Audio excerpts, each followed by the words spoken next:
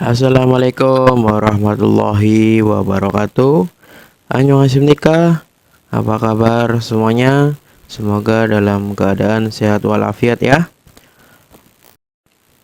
Baik, pada video kali ini kita akan bikin sebuah kalimat. Jadi kita sudah nyampe ke pembikinan kalimat. Pembikinan kalimat pada video kali ini akan jauh lebih mudah dulu, atau yang paling mendasar. Pola kalimat itu terbagi menjadi dua. Yang pertama adalah kalimat kopula dan yang kedua adalah kalimat efektif. Nah, pada pembahasan kali ini juga kita akan mempelajari kalimat kopula dulu atau kalimat dasar. Kalimat kopula, nah saya akan tambahkan keterangannya di sini. Mari kita baca. Kalimat kopula dalam Latinnya adalah copula, adalah kata kerja atau verba penghubung antara subjek dengan komplement dalam sebuah frasa atau kalimat. Baik, pengertian singkatnya adalah kayak gini. Kalimat kopula yaitu kalimat yang predikatnya adalah kata benda. Ingat ya guys, kalimat kopula adalah kalimat yang predikatnya adalah kata benda. Baik, langsung saja ke contohnya. Contoh kalimat kopula dalam bentuk pernyataan. Di sini adalah perusahaan. Orang itu adalah bos. Kemudian kalimat kopula dalam bentuk pertanyaan. Apakah ini sabun? Di situ apakah pasar? Dia apakah guru? Nah, ini contoh pertanyaan. Kemudian bentuk negatifnya untuk kalimat kopula. Di sana bukan toilet. Itu bukan makanan. Orang itu bukan dokter. Nah, itu adalah beberapa contoh kalimat kopula dalam bentuk pernyataan, pertanyaan, dan bentuk negatif. Perlu dicatat di sini bahwa struktur kalimat dalam bahasa Korea ada tambahan-tambahannya.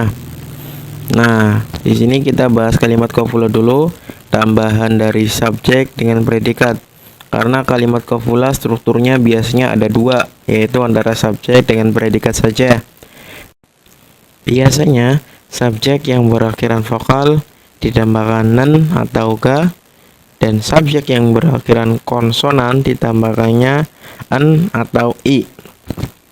Nah, kalau predikatnya itu tergantung kalimatnya. Apabila kalimatnya pernyataan atau dalam bahasa Indonesia adalah, maka tambahkannya imnida.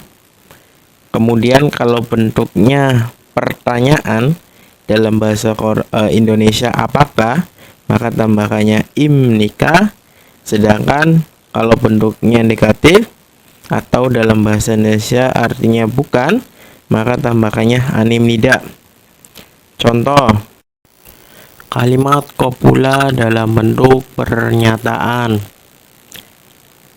Di sini adalah sekolah. Sebelum Anda rubah, Anda cari dulu strukturnya. Di sini sebagai subjek, sekolah itu objek yang dijadikan predikat.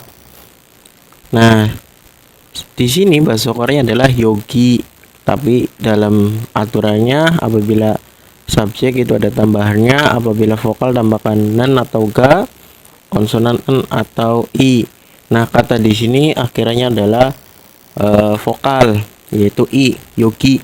Maka tambahkan ga atau nen. Saya ambil contoh pakainya ga menjadi yogiga. Kemudian sekolah bahasa Koreanya adalah hakyo.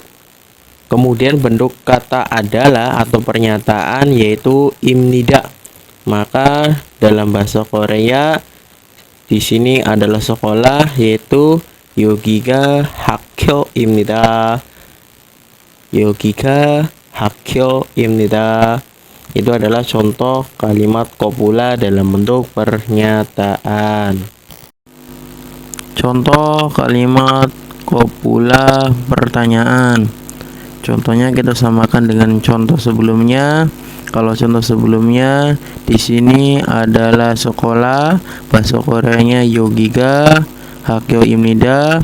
Kalau bentuk pertanyaan, Imnidanya diganti Imnika, maka menjadi Yogiga Hakyo Imnika. Maka artinya di sini apakah sekolah. Nah, kalau bentuk negatifnya di sini bukan sekolah, maka imnidanya diganti animnida. Maka kalimatnya Yogiga Hakyo Animnida. Di sini bukan sekolah. Oke guys, mungkin itu saja dari saya. Mohon maaf apabila ada salah kata. Assalamualaikum warahmatullahi wabarakatuh. Annyeonghaseyo.